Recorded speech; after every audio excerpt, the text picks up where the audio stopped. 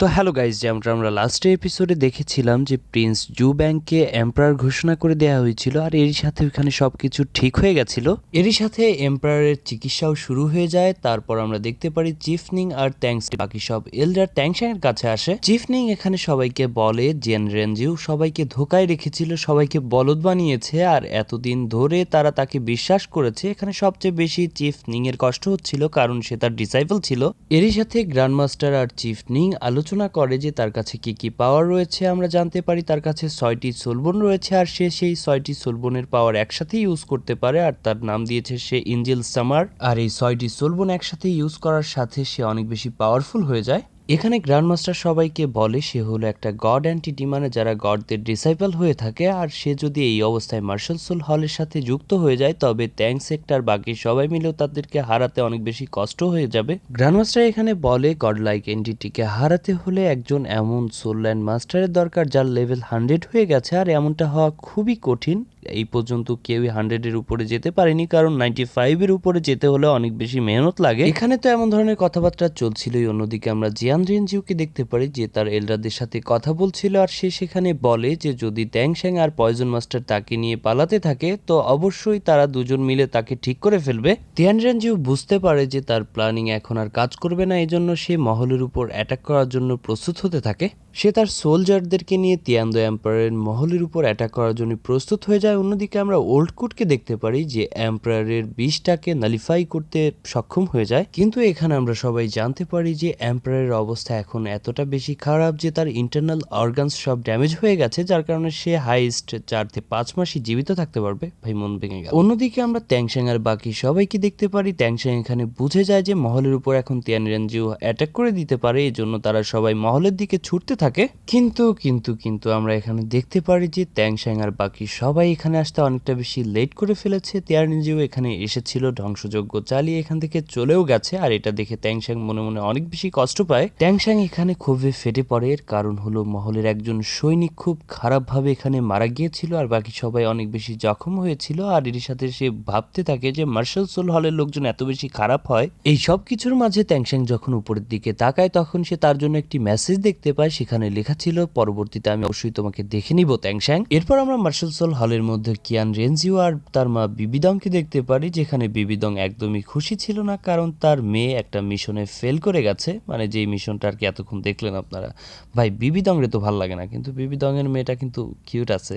যাই হোক, মজা মাস্তি সাইডে, কিয়ান রেনজিউ এখানে অনেক বেশি রেগে যায়, কারণ তার মা তাকে একদমই ভাও দিচ্ছিল না। আর এই কারণে সে তার মাকে বলে যে তুমি তোমার মতো, আমি আমার মতো, আমি আমার দাদার কাছে ঠিক আছি, তুমি আমার মা না, তুমি হচ্ছে একটা ডাইনি, এমনি বলে চলে যায়। এই জন্যই তো ভাই কিয়ান রেনজিউটা একটু একটু ভাল লাগে, যাই বলেন একটু কিউট আছে কিন্তু মেয়েটা।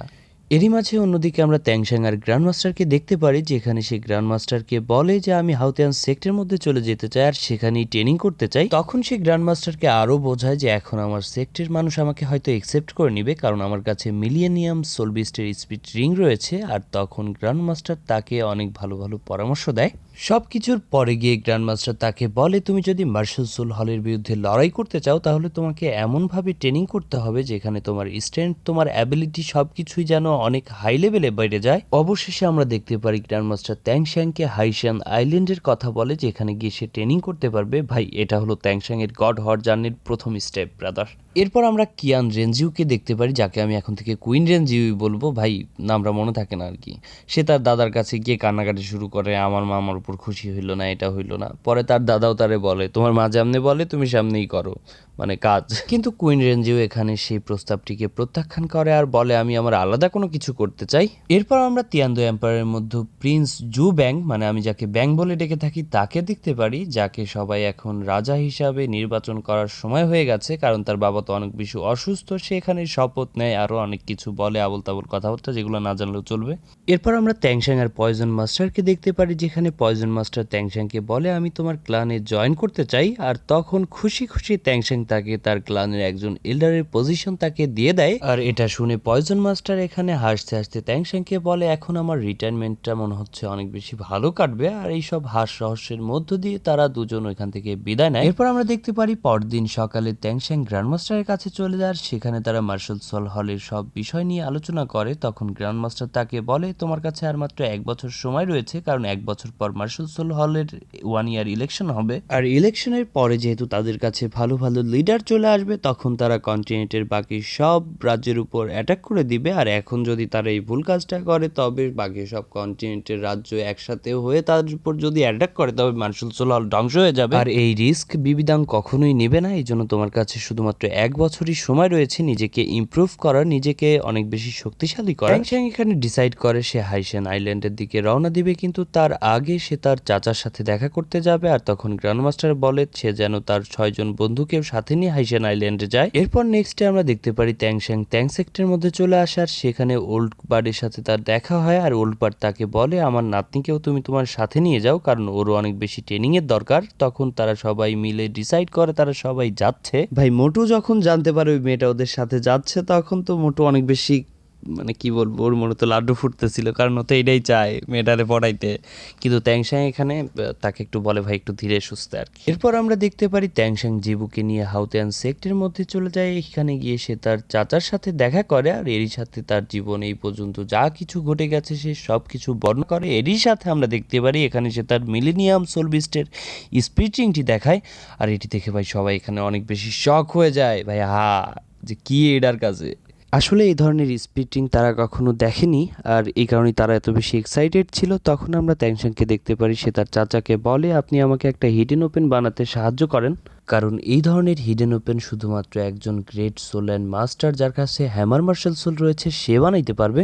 কিন্তু ট্যাংশাংয়ের চাচা এখানে রাজি হয় না। এর কারণ হলো যে সবার সামনে যদি এখন সে ট্যাংস অ্যাক্টের কথা বলে, তখন সবাই ভাববে যে হাউতিয়ান ট্রাইবকে সে বরবাদ করে একটা নতুন সেক্ট বানাচ্ছে, আর এটা দেখে সবাই বেশি রেগে যাবে।